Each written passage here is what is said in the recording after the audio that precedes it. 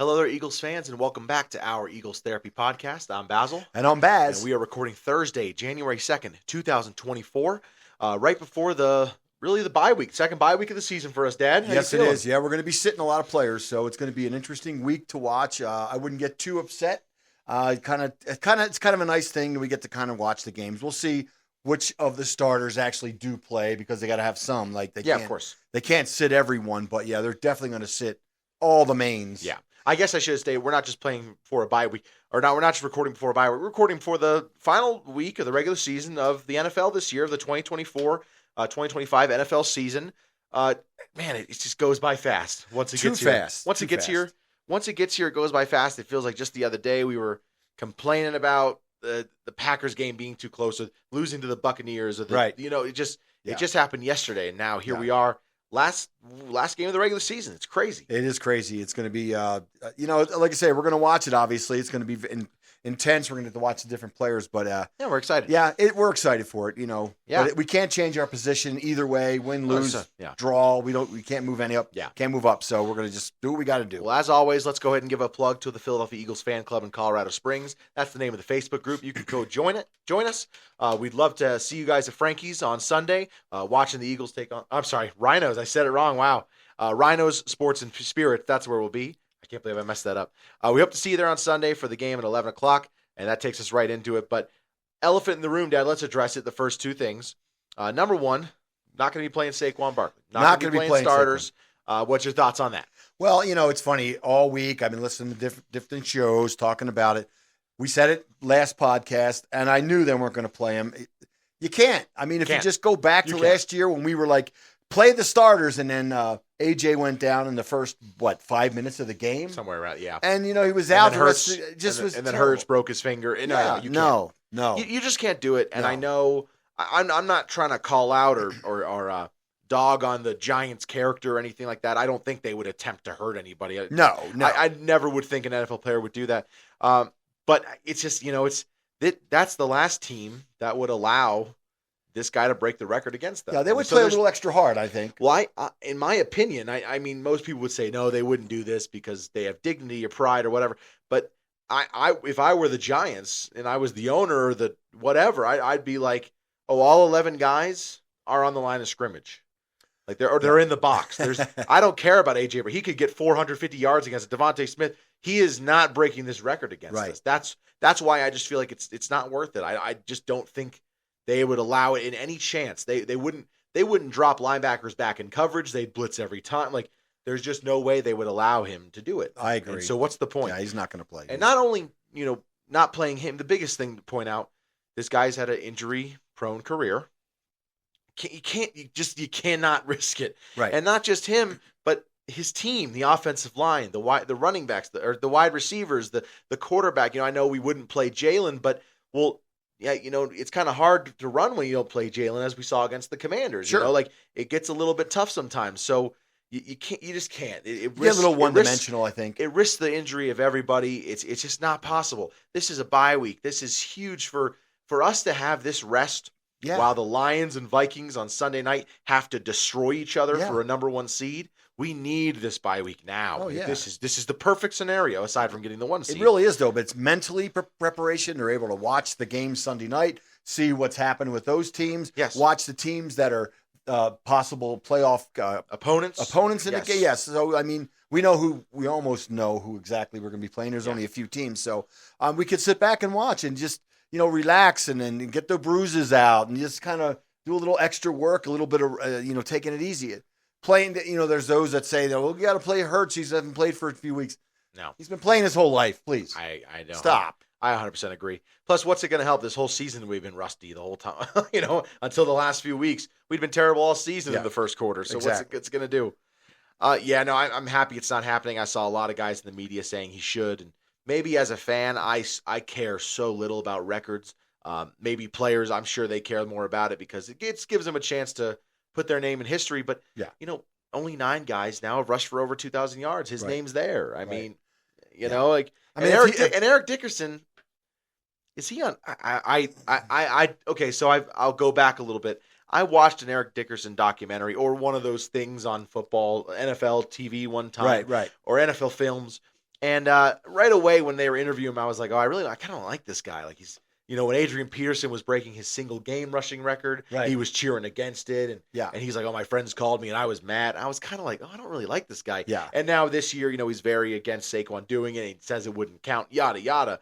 I really don't like this guy, but also, does anyone consider him a top 5? Like, I don't. No. I wouldn't. And as the years go by, he drops even farther down. Yeah, like maybe I'm the uninformed one here, but I'm just kind of sitting here going, I don't really even consider him like a top quarterback or running back all time. Well, it's funny because I started to look it up, some of the things, and he had some big years, he had some good years, and his team was fairly good. They did make the playoffs a few times, win a few playoff games back in the day, and that's all good and well, but he doesn't have a Super Bowl ring. No Super Bowl. Do you want? Yeah, he hasn't even played in one. So yeah. I mean, if you want, he also didn't even win Offensive Player of the Year the year that he broke 2,100 yards. That's crazy. The record. He has the record. Yeah. He didn't even win Offensive Player of the Year that year. Took him 2 years later. He won Offensive Player of the Year. Yeah, he had some good years his rookie year, and a couple years later, I think. Yeah. Next few years he was good, but it's all about again, you got the whole carries thing. Saquon has 31 less carries than him, so you go by I don't know if Saquon has a bonus written into his contract that if he breaks the all-time record, pay the bonus. Okay, yeah, give it to him because he would definitely get it if he was trying this week. Sorry, I just want to look at real quick. Eric Dickerson in the season he has the record in his first playoff game. Like they were 1 and done in the playoffs that year, right, against the Giants. And I just really want to see real quick how he did in that game. 23 carries, 107 yards. That's 4. A little bit less, 4 carry, 1 touchdown, 24 yards for a long. So yeah. It's a good game. I shouldn't bash it. But the big thing about that is in the old days, they didn't sit any players at any time. No, of course not. But not. It's a different game now. You're playing 16 games, so it's got a little longer season. To me, it's just, I don't know. There's just no way for 17 games. There's no way for me to say that he should play. But no. All right, let's get off of that. Let's get into the big news of the week, the happy news. The Pro Bowl rosters have been released. We had a couple good Pro Bowlers on, a couple Pro Bowlers on there, 6 Pro Bowlers all together. I didn't look at the most in the NFL this year, but I'm pretty happy with what the turnout. I thought there was quite a few snubs, but they were justifiable. Let's go ahead and talk about them. So the number one, probably the most obvious Pro Bowler of the entire season, someone we all knew would get in, Saquon Barkley, who we were just speaking about. Right. 2,005 yards, 13 touchdowns on the ground, I think, and a couple more through the air, 2 or 3 through the air. Yeah. So, no, not a surprise at all, really, for him to be a Pro Bowler. Well-deserved, and I'm happy for him. Only his second one, or is it his third one? Oh, he had to have one earlier in his career because he had some good years. Well, I know he had one really good year in New York, and then he had a couple okay years here and there. Right. I think it's his third Pro Bowler. I should have had this ready. Okay. I'm sorry. Okay. Let me pull it up officially. Yeah, 3-time Pro Bowler. He was in 2022 and back in 2018 with the Giants. Right. So yeah, he's had a couple of these before, but this was probably his most surefire one, I would say. Oh yeah, for sure. Yeah, back in 2018, his rookie year, he went with 1,300 yards and 11 touchdowns. And then 2 years ago, 13, 12, and 10 touchdowns. So right. Good year for him then. But yeah, 2,005 yards, 13 touchdowns, 2 touchdowns through the air with 278 total receiving yards. So wow. 2,283 scrimmage yards and 15 total touchdowns. 2 fumbles, 1 lost, and it was a fake fumble loss. So basically no fumbles or turnovers for him. But that's true. Yeah, great season for him. You kind of knew this was coming. I mean, there was no surprise, right, Dad? No, not at all. No. Like you say, surefire. Should have been on everyone's bingo card for sure. Oh yeah, and I'm sure he's an MVP. He's not an MVP favorite, but I know he will be at least an MVP finalist. Oh, for sure. Going into it, which top 5 easy for a running back. Well, top 3 for a running back. Could I'd be. say you're still pretty proud of that. Yeah. I mean, let's get into the next one. The next it's hard to say obvious because you never know. At some point, maybe he won't make it. I don't know. Lane Johnson. Lane Johnson made his Pro Bowl. I think it was his 6th Pro Bowl. 6. Yeah, 6-time Pro Bowler. So he's been great his whole career. God, this guy's Mr. Consistent is what you would call him, I guess. But even with the age he's at, he's continued to play just as well the last couple of years, last 3 years, really. Yeah. I mean, it's just funny because it's just I don't want to say obvious like Saquon, but it was no surprise. Like it would be a major surprise if he didn't make it. Oh, You'd be like, wait, definitely. What? Oh yeah. So you're really happy for him. 6-time Pro Bowler, great for him. And then the next one, not again, not as obvious, but still kind of what you wanted to see. Landon Dickerson, he made his third Pro Bowl. Out of 4 years. Out of 4 years. Yeah. His rookie year, of course, he didn't make it. I think he only played 9 games his rookie year, 8 games. He didn't play. We knew then, though. But we knew he had a future. Then, and then once he made it his first year as a full-time starter, you're like, oh, yeah. I mean, he could be a lock going forward. And he's 3 years in, or 3 years starting. Right. And a 3-time Pro Bowler, man. It's great for him. Really Happy good. to see it. Big time. Yep. Next one, first-timers, all the way across. The rest of these are first-time Pro Bowlers. The biggest surprise, and really the most exciting one for me, was Cam Jurgens. Definitely. The center, I mean, he wasn't really one of the ones I thought. I thought Mailata. So, yeah. But for him to get it, here he is filling in for who? Who was the guy last year? Jason Kelce. Yeah, so I mean, he future Hall of Famer. Comes in, just steps right there and just continues to play well. He kind of emulates his game with him. He's a pulling center that's got speed down the field, knocking guys off their feet.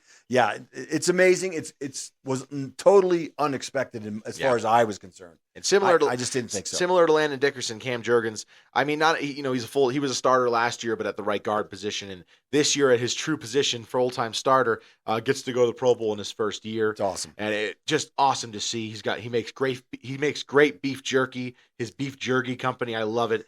And yeah, he's a great center, and I thought he struggled in the first few games this year. I don't want to say struggled. I thought he was okay. Like he's good. But in the last 10 weeks or so, I mean, hasn't missed a step. On the win streak, he's been unbelievable. Next first timer, another one super exciting. Jalen Carter, former Georgia Bulldog, lost to Notre Dame today, but Jalen Carter, he got to be in his first Pro Bowl in his second year of his career, and his first time being a full-time starter, again, like we'll say. And, man, were you surprised about this one, Dad? Well, when a guy gets double-teamed every single game, every single play, I don't think you can go against it. And it's funny because that's the kind of thing that really don't see on their stat sheet. He doesn't have 15 sacks or anything like that, but he is double-teamed on every single play. And there's not many players in the NFL that get that kind of respect. Yeah. Aaron Donald, who retired, he might not even gotten that much double early team in his career. Yeah, no way. It's true. Yeah, this was a no-brainer in my opinion. Every time you watch an Eagles game and can hear the sound, which we don't get that often, they rave about him. They talk about him. And I would almost guarantee if he wasn't so kind of labeled as a hothead a little bit because he's gotten a little bit of trouble, not much. Of course. He would have. Well, we'll see what happens with the All-Pro. Still could be an All-Pro. We don't know. He's amazing. I'm not going to get my hopes up. And we know, and everyone knows it. Like. You ask any lineman that blocks him, they can't stop him. That's true. He gets through all of them. He's amazing. You're not worried about it. Yeah, no, it's great to see him happen. And I've already seen people post this, so this is not an original thought. And I think they probably talked about it in other media and everything. But we'll point it out here.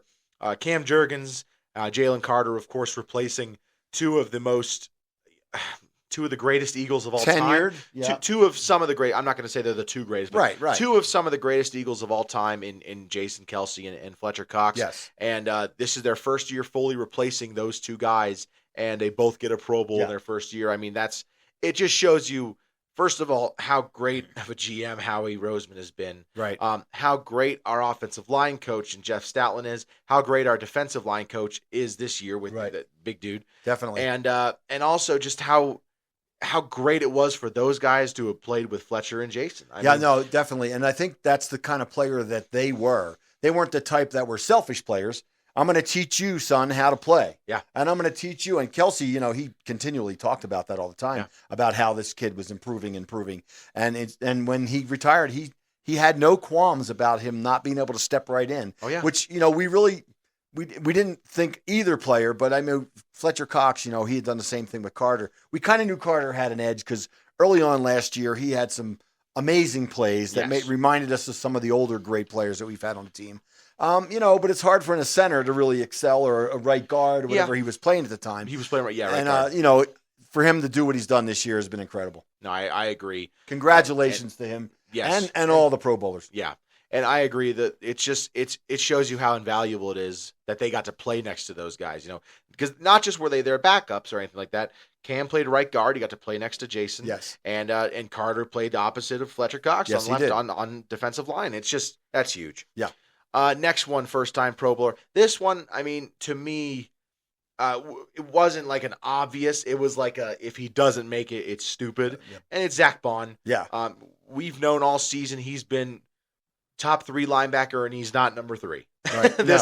This season. Yeah. He's been unbelievable. On the facility, Emmanuel Acho, former Eagle, he made a bold statement saying 2025, he said it's the year that an Eagles player is going to win Defensive Player of the Year for the first time since Reggie White. He thinks Zach Bond's going to win Defensive Player of the Year. He's going to pick him. He said he'll vote for him. Well, not only has Bond played amazing, but he's also a great story. We know the story. We've heard about him. He wasn't a starter for any team, and then we ended up getting him. And Vic Fangio saw something in him and brought it out of him and gave him the confidence that he's now playing with. He's incredible. We did a 1-by-1 statistic check with him and Fred Warner. Fred Warner, who was the best linebacker in the NFL. And, there were some statistics that he had the lead on. Yeah. Mainly, 5 pass defenses, I believe? Yeah, 5 forced fumbles. Yeah, he had 5 forced fumbles. 3.5 sacks. 3.5 sacks. He had more. He's got 1 pick. Warner's got the pick 6. That helps him he a had lot, 2 picks. That was the only category that I think he beat him in. It's true. He had more tackles and everything like that. But, no, it's true, man. This Zach Bond, the story is great. But also, he's been so good. He has been. And he's made some of the other players better. He's really helped out. I think Milton Williams with some of his blitzing and Kobe Dean has learned so much and has played really up to his snuff, this year too. And, I think that whole defensive line just is getting better. They're still young. We don't have the sack numbers we've had in the past, but I think they're coming. Yep, I agree. Not right this year, but next year. If it comes in the postseason, I'm okay with that too. But yeah. Let's get into the snubs. So some of these we don't want to come out here and say that's stupid. They should have made it. We should have had 12 guys. Okay. No, we don't feel that way. Obviously, snub doesn't always mean he deserved it and didn't get it. It's just kind of like, couldn't get it and it makes sense and we'll see. But number 1, Jordan Mailata. Jordan Mailata clearly has been the best left tackle in the NFL this year when he's played, and that's kind of the big reason I understand why he's not in the Pro Bowl. He missed 4 games. It's a big deal. Which is a lot. I mean, you miss 1 or 2, I think you can get in there. Definitely. You missed 4 games, but another one who everyone knows, and you ask anybody in the league, he's held some of the best defensive ends quiet in our games this year. No. So it's true. Incredible. He's had a great season. He's best left tackle in the league. It's a bummer that he didn't get it, but the good news is he's a first alternate for the Pro Bowl. So if someone sits out, or if one of the guys goes, no, I can't. I'm not going, or whatever, or someone makes Super Bowl, whatever, he will get in as a first alternate in the Pro Bowl. And they'll count on his Wikipedia page. Exactly. That's what matters. That's all that matters. I agree. Next snub is going to be our guy Quinyon Mitchell, our young rookie cornerback. Again, this one makes sense. Hasn't had an interception, and most likely will finish the season without one because I don't know if he'll play in the last game. I don't think he will. I don't know. We'll see. Maybe they're saying, hey, it's a rookie. We got to let him get more time, which I would understand, but I don't think he will. So it's very possible he goes and ends the season with no interceptions. Yeah. But no Pro Bowl for him. It makes sense. What do you think, Dad? No, it's a bummer. But again, he's played amazingly. You can ask any of the quarterbacks in the NFC and AFC why they didn't throw to his side until maybe the last couple of weeks, and that's because they were afraid. Yeah, absolutely. And if he had gotten himself a pick or 2, and he had a few chances there, he had a few taken from him, but he had a few chances, and he wish he had gotten them because that's the only way you're going to become a Pro Bowler in this league is you got at his position. Yeah, you got to have. There were some guys out there that had 6, 7 interceptions. Yeah. You can't. You just can't. If he even had like 2 or 3, I think he'd be in. You know what I mean? I think he'd be in if he had just 2. But the respect is there, and hopefully in the playoffs he shines. Yeah, like he's all like he has all season. Yeah, and again, if he was named a first alternate, so same as Mailata, which is good. That's good. Yeah, that's respect. Same as Mailata. If he gets in, if someone sits out, he's a first alternate to go in. So, right. My next one is I'm actually going to skip past him because he wasn't named an alternate. Let's go to Jalen Hurts. He was named a second alternate, so there's still a chance he gets to go to the Pro Bowl. Right. At that point, you kind of don't even really count it when you're a second alternate. Not really. But still, I thought, I don't want to say fully snubbed. Obviously, missed basically the last 2 games, even though he played 1, but he left early, 11th play of the game. So it's kind of hard to say, he was snubbed. But there was a point in the season where I talked about it on the pod on here. I was like, well, I'm voting for him because I'm looking at his numbers and he's actually better than this. He's better than that. And yada, yada, yada. So I'm not going to say it's a major snub, but you would like to see But you had some really big number quarterbacks out there this year. I mean, you look at it, Goff and Stafford and Baker. And that was what I mean? The 3. Just the numbers, they're up there. So Sam Darnold. Of course. He made the Pro Bowl too. Yeah, he should. I think with the NFC Pro, I think the NFC quarterbacks were, it was Goff, Goff, Darnold, and Baker, right? Okay, Or I was didn't. Was it Stafford? I don't even know. Well, I bring Stafford's name up only because he's got the numbers as well, like lots of yards and the touchdowns. He had a few bad games early on and even late recently. But yeah. Oh no, I'm sorry. It was Jaden Daniels. Of course. Yeah, Okay. that makes yes. sense. Yeah. And So it was Jared Goff. So he's the starter. Yeah. Okay. Jared Goff made the starter. Jaden Daniels and Sam Darnold. Got it. Okay. So those are the three that and made he on that deserved side. it too. He's played amazing. Oh, I agree. No, I watched him. I 100% agree. 100% agree. Next one I've got snub again, justifiable, similar to the Jordan Mailata. It's AJ Brown. AJ Brown's stats this year, they're really not eye popping. About 1,017 yards receiving. Yeah, he's missed 3 games. Touchdowns, I'm not sure, 8, 10. 7. Yeah. So 1,079 yards, 7 touchdowns. Biggest thing for him, 16.1 yards per catch. Yeah. I think leads the league by far. He's been phenomenal in that sense this year. But no, it makes sense. Well, the other teams just have the numbers. You got CD, you've got Amon-Ra St. Brown, you've got Jefferson, you've got they're talking about a pool of guys that have Justin Jefferson, Amon-Ra St. Brown, CD Lamb, Terry McLaurin. Yeah. So but again, he's a first alternate, same as the other guys, so he'll still, have a chance to make it when someone sits and everything. Yeah. And the last one that I have, and this one I'm putting as a major snub because he wasn't a first alternate, not a second alternate. C.J. Gardner-Johnson. I mean, 6 interceptions on the season, right? Yes. Am I right in saying that? Yes. 6 interceptions on the season. I mean, I'm confused almost. And I know 2 of those interceptions I guess they came after this last week after the player voting and everything. Yeah. But to me, it's kind of clear that this is the team. The NFL doesn't like him. Yeah. You know well, it's what I mean? funny because he had 6 with the Eagles 2 years ago. Went to Detroit, didn't got play many games. Got injured last year. One interception last season, and then a 6 again this year. And the year's not over yet. I mean, it's possible he won't play. I'm hoping he doesn't. I can't imagine he does. I mean, we have enough guys that can fill in for him, but he could potentially finish with 7 or 8. Yeah, if he gets 2 more. But but no, he has got 6, and that's the number you go by. And the guy's not just. I mean, we could show you probably 3 or 4 highlights that he's. Man, there was a couple games early. Remember that 1 4th down? He just came flying. Oh yeah, the Falcons game just destroyed. It was just and beautiful. I'll make it clear. I thought he did struggle at times this year, but I'm surprised he was not even an alternate. Yeah. I mean, I'm like, what? Maybe I should pull up. I think he's another player that the NFL's not real crazy about. He's kind of a big mouth they don't like troublemaker. They don't like him at all, and that'll probably always hurt his chances. But that's just insane. But the voters should know better. You know what I mean? It's not like the referees are doing this. It's the NFL guys that are voting, the writers and things like that. Yeah. And if you talk about it when the Eagles come to town and you say, well, we're not going to throw it to that side of the field because he's there, or we're not going to be able to throw it deep because of him, that's when you should vote for him. But that's how it works. It's just the way it is. It's a popularity contest, and sometimes players jump off the sheet. You cannot avoid it. It's kind of like a Jaden Daniels, who we're not fans of, but the guy's played great, so you got to vote for him.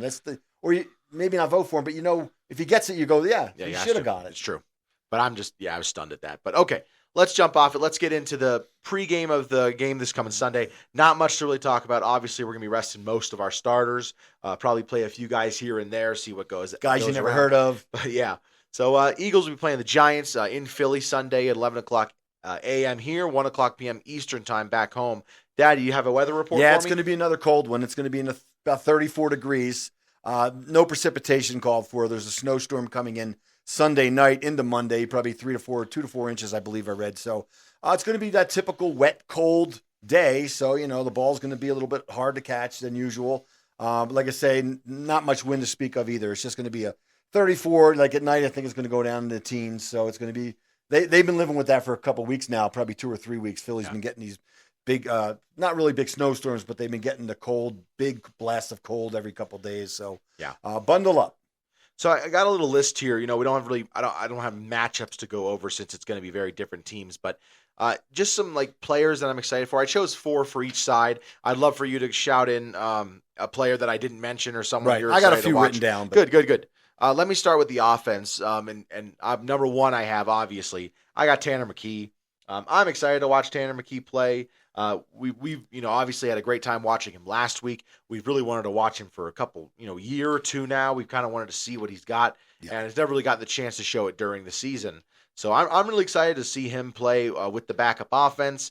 See what he can do against a team that they're going to be starting their starters on the defensive side. Yeah, I would think so. I mean, I don't think Lawrence is still out, right? He's out for the year. Who was it? Dexter Lawrence. Oh, yes. I'm sorry. Yeah, he's yeah. out. So, I mean, that changes their whole team. But I think they're going to be playing. Obviously, they don't have any reason to sit.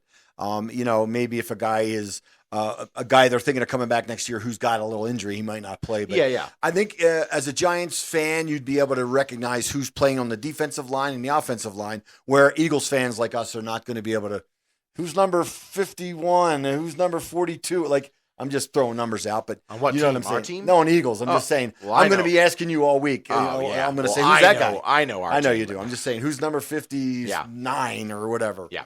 That's Thomas Booker. Okay, thank you. Who I am excited to watch. No, some of these guys. I'm still on the offense side. No, it's really good to them. Go ahead. Will Shipley, running back. We'll obviously have to see if he clears concussion protocol, right? Which I think we should. It's been 2 weeks. I wonder how much they'll use Kenny Gainwell, considering how important he can be to the offense. Oh yeah, 2-minute warning and the 2-minute offense and the third downs and everything. So I think we'll see a heavy dose of Will Shipley and probably some Tyron Davis Price. Yes, I agree. Off the practice squad. I'm excited for that. I'm excited to see what Shipley can do. Well, just to see how the offensive line backups, if you will, are playing, because I don't know who's they're going to throw out there. But Trevor Keegan, I think, is going to play left guard. The guy Tyler from Michigan, Steen, I like him a lot. Johnson's going to be out there. Yep, Tyler Steen, Fred Johnson.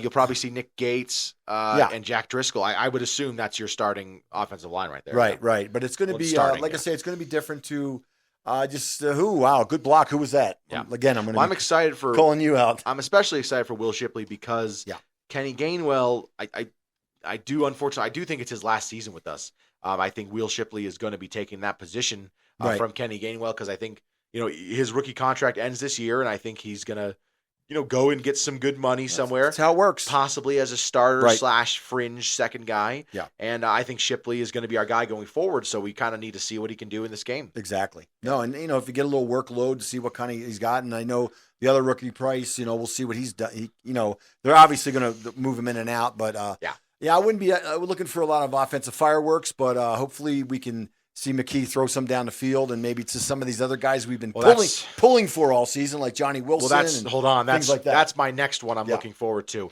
I didn't even put a name here. I put any other wide receiver. Right. I put that. I put any third wide receiver. I don't care if it's Jahan Dotson. I don't care if it's Johnny Wilson. I don't care if it's Anais Smith. I don't care if it's Britton Covey if he's playing. I don't care if you pull up Paris Campbell or Danny Gray, whoever we have, Kyle Phillips on the practice squad. We got to see something. I mean, can we see something? Some production. I mean, this team has to be the worst number 3 wide receiver team in NFL history. It's been a long time. I mean, a couple years ago, Quez Watkins in his first year, he's his second year, but his first year as a starter with us, pretty good, but Jalen Reagor was terrible. Right. Then the next year, we got Quez Watkins, he's the 3, terrible. Yeah. Then the next year, Quez Watkins, Alameda Zacchaeus, Julio Jones, why can't anyone explode? And then this year, you trade for Dotson, and you think, okay, we also drafted Anais Smith.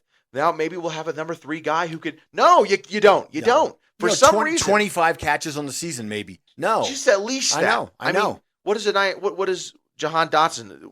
12 catches? If that, that's probably high. I think. I'm gonna say 12. I think I looked it up last week. Okay. But I think I'm right. But dude, I mean, it's just 12. 12. Yeah. It's just. It's bad. That's bad. I mean, that's terrible. Well, it's a guy we traded for too. It wasn't like we. I would have rather seen us just go with our own stock. Yeah. Because they would have got it. Maybe that. It's just terrible because not just that you traded for him, but you have these 2 unbelievable wide receivers. You got a good tight end.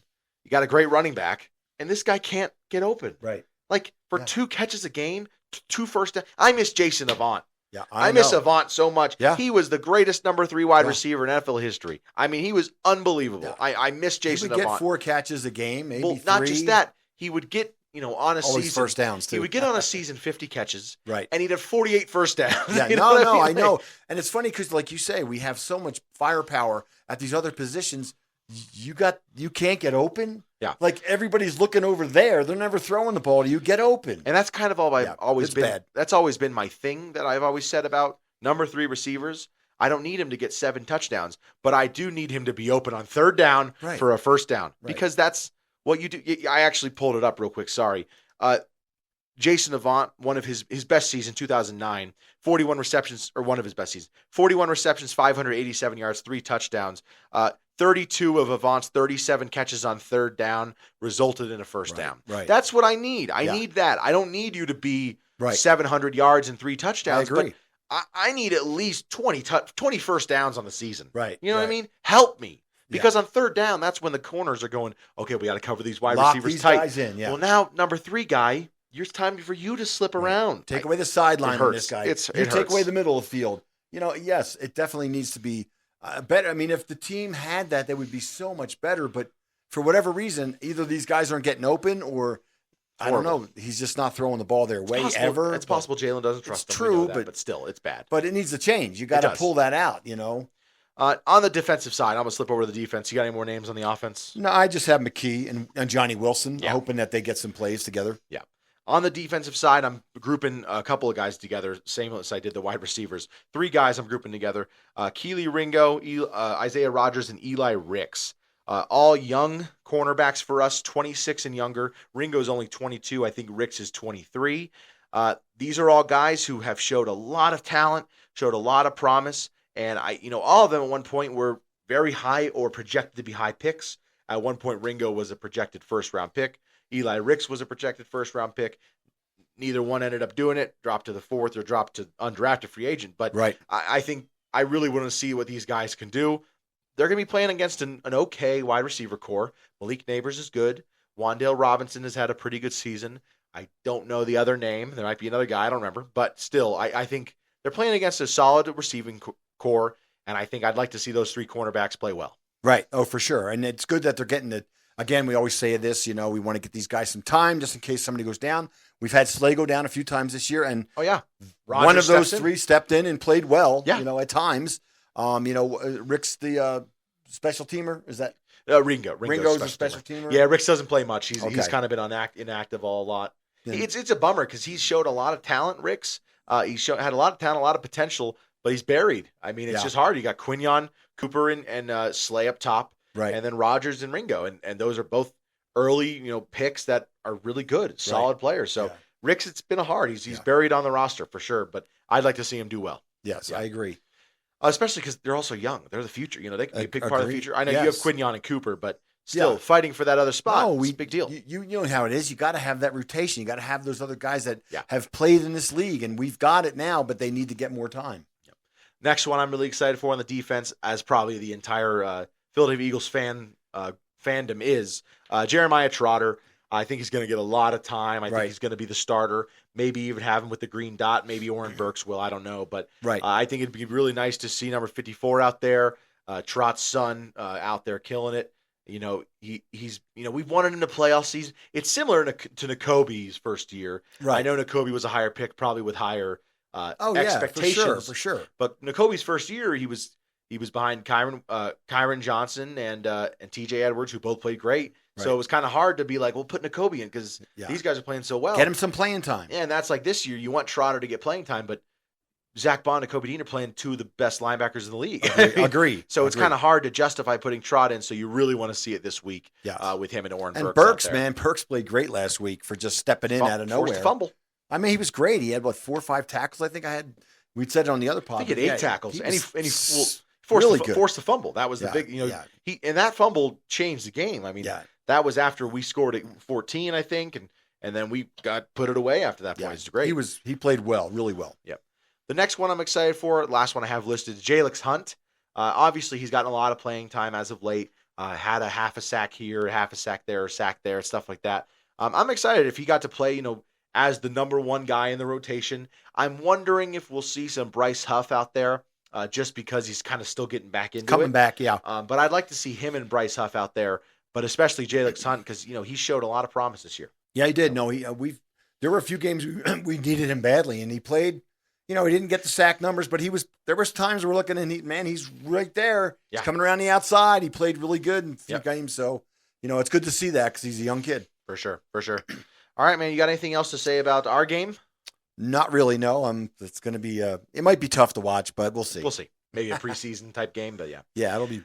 Well, let's get into the games of the week. So we'll talk about really all of them and see the total breakdown of everything. So the number one game on Saturday, Browns-Ravens, not too exciting, not much for the playoff potential. I think the Ravens still have a chance to win the division.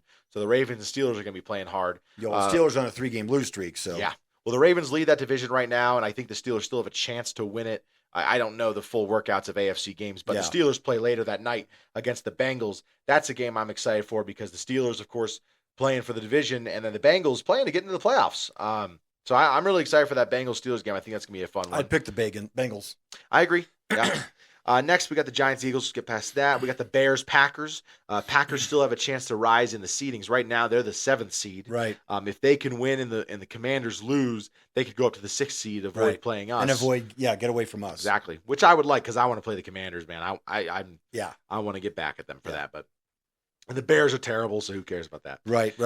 Panthers-Falcons. Falcons, if they win and the Buccaneers lose, Falcons win that division. Problem is the Falcons play the Panthers. They can win that one, but the Buccaneers play the Saints. So you're not too... Yeah. I mean, it's a divisional game, but it's in Tampa Bay. That NFC South has just been weird all year. It's weird. It's very weird. And next, you got the Commanders-Cowboys, like we kind of talked about. Commanders, if they win, they're the 6th seed. If they lose and the Packers win, they're the 7th seed.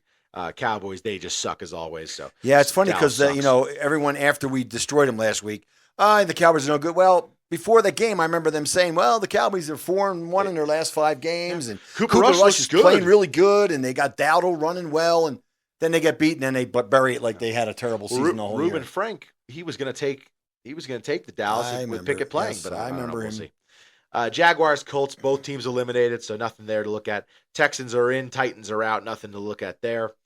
Bills, Patriots, nothing to look at there. Bills are locked in the 2 seed. Patriots are terrible. Patriots are going to want to lose that game so that they can secure the number 1 pick. Bills are going to want to lose that game. Bills are going to want to lose because they're going to avoid the Patriots getting the number 1 pick. But they might sit players because they're not. We'll see. They're not the number 1 seed. Obviously, that's over with. They're in the exact same situation as us. They can't go up. They can't go down. So there's really nothing to do. So they might as well sit. But who knows? Yeah. Chiefs Broncos. This is a 225 game. I want to watch this whole game because Carson Wentz is going to be playing, and if the Broncos win, they're in the playoffs. Yeah. If they lose and the Dolphins win, the Dolphins are in. If the Broncos and the Dolphins lose, the Bengals are in.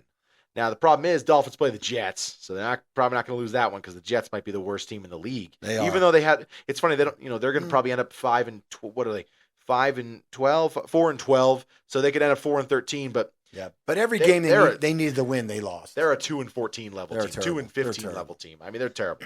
But Broncos, they got to win that game to get in. So the Chiefs are playing Wentz instead of Mahomes. Correct. Yeah. So I wonder if the Giants are going to complain that they're not playing it to their full capacity. Oh yeah. like they did against us a few years ago. Well, I wonder when we sat our guys. I wonder if we sit our guys this week if they're going to complain. When we sit our guys, they're going to complain. No, they're probably going to cheer because at least they get blown out by 40. Yeah. And then you got the Niners, Cardinals, both teams eliminated from playoff contention. Nothing there to look forward to. Boy, that breaks my heart. Why?